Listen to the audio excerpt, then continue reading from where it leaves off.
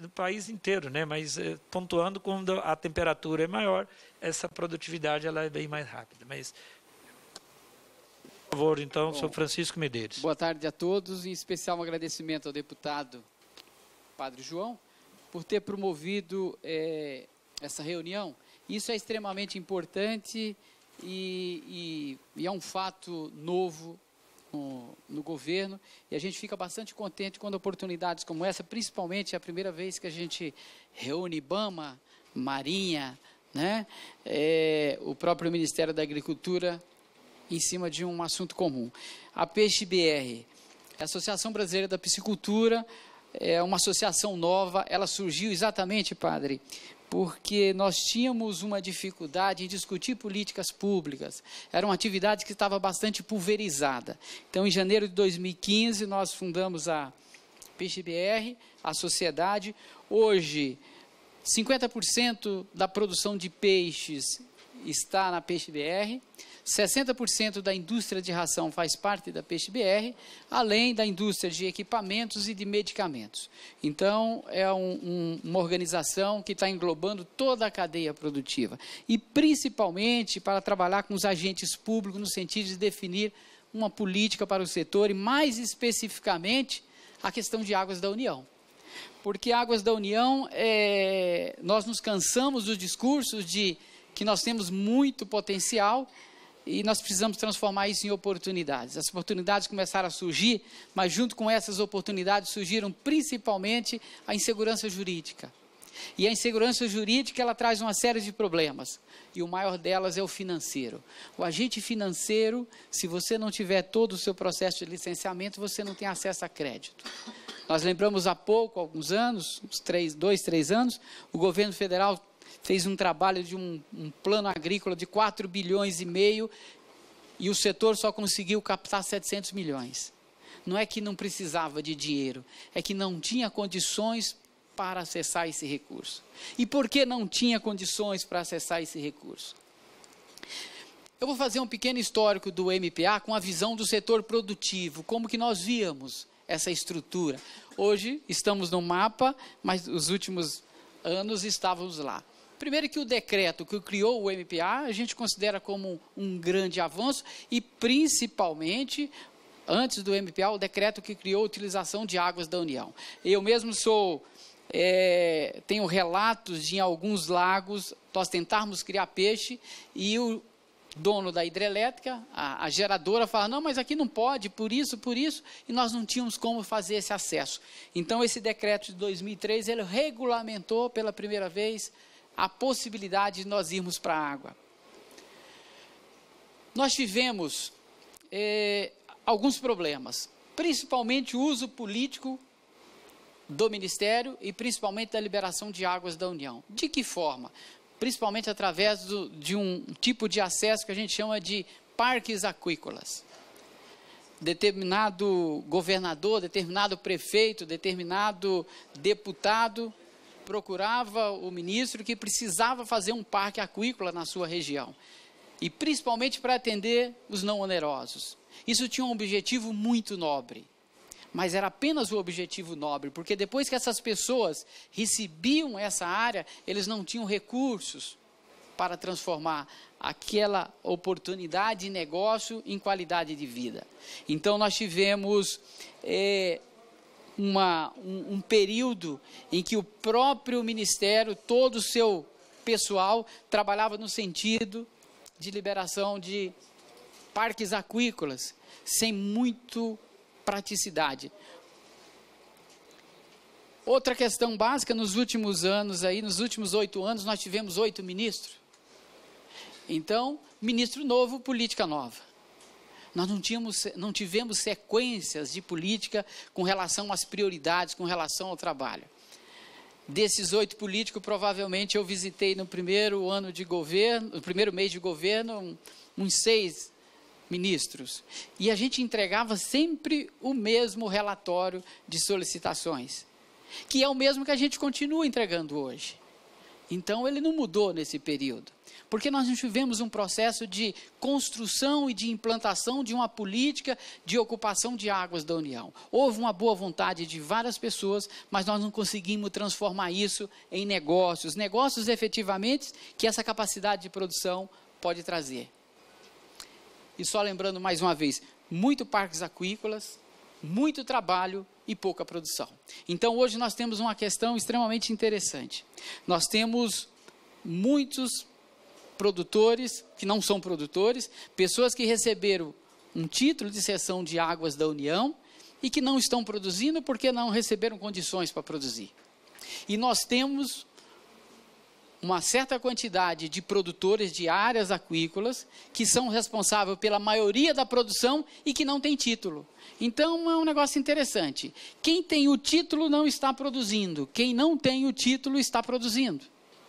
É uma inversão de valores nesse processo. E nós não temos mais como continuar nesse regime, porque os limites de investimento, nós vivemos uma situação de escassez de recurso, e mesmo os recursos existentes estão caros ultimamente, não há novos investimentos, porque eu não tenho como captar no mercado dinheiro para fazer novos investimentos. Os projetos, principalmente na região de Paraná e São Paulo, e Mato Grosso do Sul, os grandes projetos que estão surgindo agora, são projetos de dinheiro de fundo de pensão, dinheiros internacionais, que é o caso da Tilabras, e no caso da Copacol, que é uma capitalização juntos aos seus associados.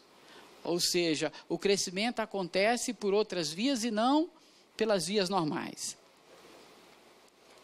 Processos no mapa. Os processos são as solicitações de águas da União.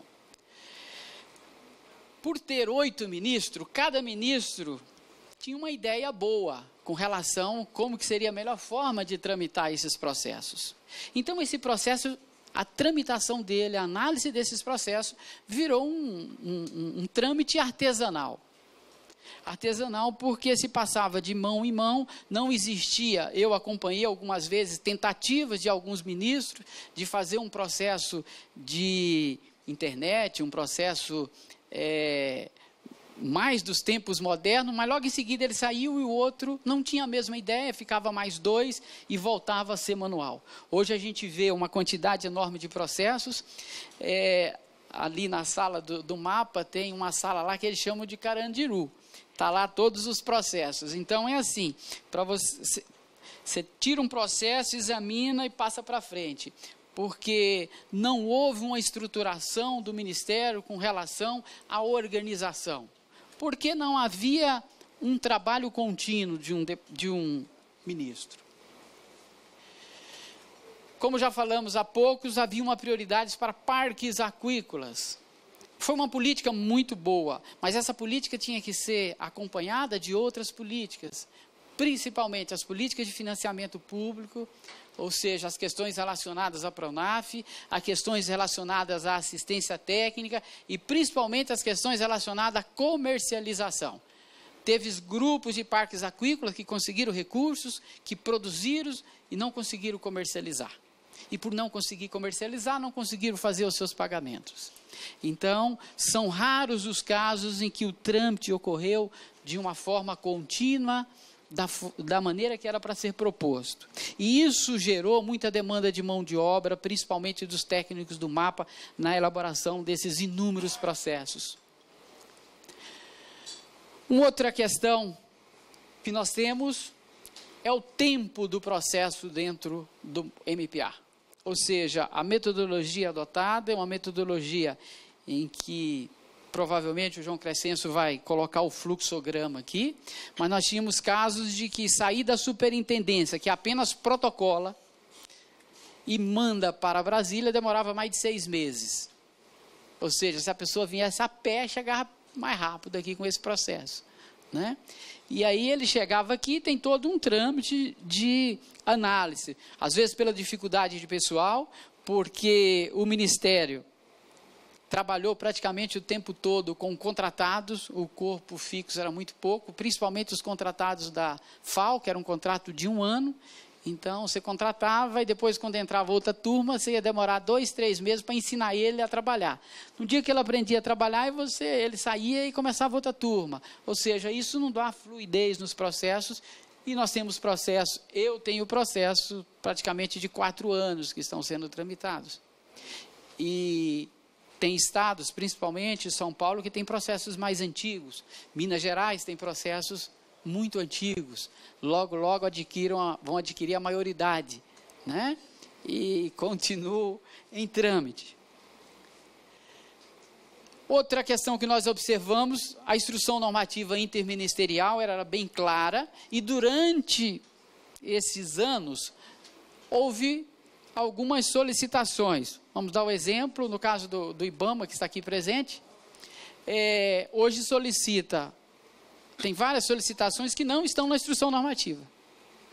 Então, isso aconteceu com os parceiros. E aí o solicitante, a sociedade, ela perde totalmente o rumo, porque ela tem um documento que está válido, que não foi revogado, no entanto, tem uma instituição que está pedindo outras coisas, além daquela que foi acordada na instrução interministerial. Isso atrapalha muito, porque um processo, quando ele chega, a gente já fez uma cronologia, um processo que chega numa ANA, ou chegar no IBAMA, ou na Marinha, e solicita alteração, para ele chegar de novo em quem elaborou o processo, se tudo correr bem, é mais 6 meses. E aí mais 6 meses para ele voltar de novo, se tudo der certo. Às vezes por uma questão que não estava errado. Na realidade, quem elaborou o projeto seguiu uma instrução normativa vigente. Então, são pequenos detalhes que fazem muita diferença nesse processo. Falta rotina regular Marinha, IBAMA e ANA. Vou dar um exemplo aqui, o pessoal da Marinha. Então, em cada estado, nós da associação acompanhando, a questão da vistoria é um trâmite totalmente diferente. Tem locais que a gente tem facilidade, tem locais que tem muita dificuldade em fazer com que o posto avançado da Marinha vá lá fazer a vistoria, e isso não segue um padrão regular, ou seja, não é um procedimento regular. Eu sou do Mato Grosso, tenho um relacionamento muito bom com o pessoal da Marinha, então funciona bem. E quando chega processo, eles me avisam e a gente elabora. O pessoal de São Paulo tem uma dificuldade enorme, muito grande. O pessoal do Goiás, uma outra dificuldade. E assim, cada estado, uma dificuldade diferente. Então, a gente quer parâmetros iguais, uma rotina igual, porque o estado é um só, o país é um só. E a Marinha é uma instituição só. Tá? Que se estabeleça um protocolo, principalmente, não com relação às análises, principalmente com relação às vistorias. E aí a gente, se nós fôssemos falar de problemas, nós falaríamos de muito mais problemas. Mas vamos falar daqueles que realmente fazem a diferença e atrasam os processos.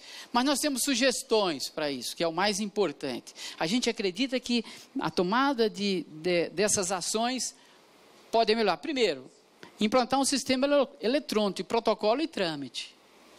Hoje esse processo é manual, depois que ele é lançado no sistema, se eu preciso de informação, eu tenho um bom relacionamento com as instituições, converso, né? Mas o Brasil mudou, o mundo mudou, né? Então nós precisamos ter velocidade nesse sistema. Uma outra questão, um exemplo, em 2003 do decreto, hoje nós estamos em 2016, muita coisa mudou. Na instrução normativa, ele pede para descrever processos, principalmente. Isso é totalmente desnecessário, porque quando você descreve um processo de tratamento de efluente, nós temos portaria, nós temos instruções normativas, resolução do CONAMA, ou seja, nós temos legislação vigente com tratamento de efluente. Eu não preciso repetir o que eu vou fazer com tratamento de efluente, mesmo porque o que eu vou colocar ali amanhã pode ser mudado. Então, a nossa sugestão, a gente informa os dados de produção. E eu sou obrigado a saber qual que é a legislação vigente com relação à questão do trâmite. E isso leva a um outro aspecto. Nós temos um exemplo, um exemplo claro, e fizemos numa mesma área mais de um processo para uma mesma pessoa. No mesmo corpo hídrico, próximo, então era um Ctrl+C, Ctrl+V, você mudava a coordenada geográfica. Analistas diferentes analisaram o processo. Cada um deu uma pendência diferente para a mesma coisa escrita. Por que isso acontece? Porque está descrevendo o processo. E são processos que ele rapidamente se tornam sem sentido, porque a legislação muda, o procedimento de produção muda. Então, a gente que seja, vou dar um exemplo bem claro, a gente sempre fala disso, e vamos falar mais um pouquinho aqui na frente. A questão mais nevrálgica hoje de qualquer governo, seja federal, municipal ou estadual, é dinheiro. E a nossa declaração de imposto de renda é o processo mais desburocratizado que nós temos. Então, não precisa de CPF, de tirar fotografia, de anexar documento, e a gente anexa números, a gente coloca dados. A gente não descreve como que foi o nosso procedimento lá no dentista, para ele saber se aquele procedimento realmente necessita ser descontado como um procedimento médico. Eu falo que eu fui no doutor Antônio, CPF e tal, e paguei tanto, e está feito. E a análise é feita em cima disso. É isso que nós queremos com relação aos procedimentos de liberação. Exclusão do IBAMA do processo. Por quê? Nós temos dois casos em cessão de uso de águas da União. Nós temos parques aquícolas, que é quando o governo faz o procedimento e licita para as pessoas, e nós temos a área aquícola, que é quando o empresário faz o processo. Quando o governo faz, o IBAMA não precisa dar parecer. E quando eu faço, o IBAMA precisa dar parecer. Mas é um parecer sem sentido. Na realidade, o IBAMA fica analisando o documento. Se a CTF está ok. Mesmo porque o licenciamento pela LC 140 é do Estado. Então, que no caso de áreas aquícolas, seja o mesmo procedimento de parques aquícolas. Não é por questão de, vamos dizer, medo, qualquer problema com o IBAMA, que isso nunca efetivamente aconteceu. Os trâmites fluíram muito bem. É que ir para o IBAMA e voltar do IBAMA significa que esse processo vai ficar mais um ano em trâmite. E será que realmente é necessário? O próprio IBAMA está falando que não é necessário, porque nos parques aquícolas não são exigidos. Então, que isso seja revisto. Edição de um novo decreto. Foi a primeira vez que o Brasil fez um trabalho desse, de cessão de uso de águas da União. E é lógico que a gente erra da primeira vez, mas nós precisamos melhorar o processo. Ele precisa se tornar um processo mais simplificado. Imagine vocês, qualquer empresário, ele resolve investir no setor de piscicultura, de águas da União, e aí ele protocola um processo e espera 3, 4 anos o trâmite desse processo. Não tem como fazer planejamento com um trâmite de 3, 4 anos. É impossível fazer planejamento. E aí o que acontece, que é o quadro pior ainda? Esse empresário, ele tem dois tipos de caminho. O primeiro caminho é aquele que desiste. Hoje nós temos um número de desistência. Se nós formos pegar os processos hoje e perguntar para as pessoas, um grande número não quer mais aquele processo, ele já fez investimento em outro. E o mais grave, presidente, é que muitos desses empresários, eles colocam os tanques-redes e começam a produzir. Então fica que hoje é mais fácil você trabalhar na clandestinidade do que na legalidade. Nós não queremos a legalidade, a ilegalidade, nós queremos a legalidade. Agora, se você não coloca na água, você perde o time do negócio. E aí você tem que investir em outro negócio. Então, nós precisamos ter celeridade e sabemos, já conversamos com o Ministério, com a CNA, com alguns produtores técnicos, é possível a gente fazer um decreto em que alguns detalhes que acabam atrasando sem melhorar a questão da análise do risco, ou seja, sem atrapalhar a análise do risco, melhore. Outra sugestão nossa é o seguinte, todo o processo vem para Brasília para ser analisado. Nós sugerimos que as análises sejam feitas no Estado. Mas é análise de dados, não conforme o decreto atual.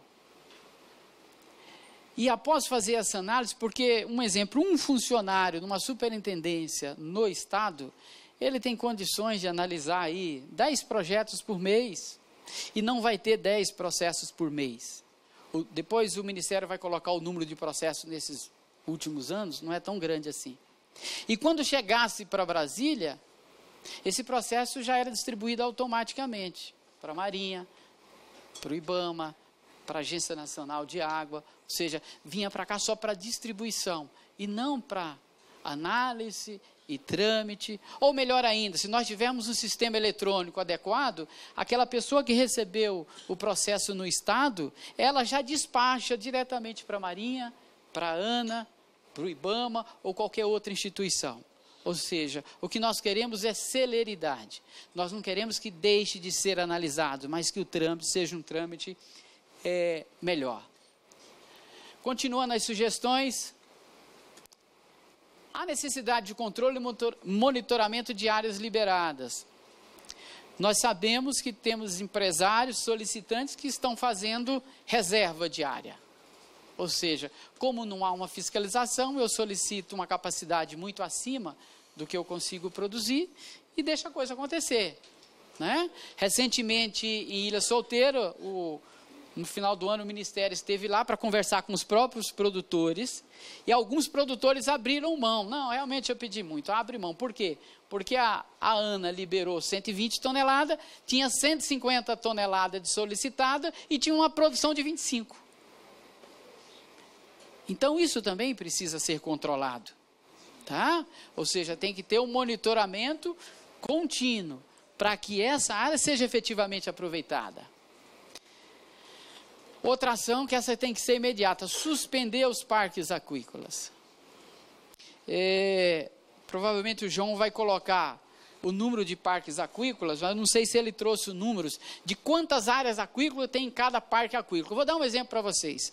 Eu estive em Tucuruí, tem lá 2, 3 parques aquícolas com mais de 400 áreas aquícolas, que são áreas pequenininhas.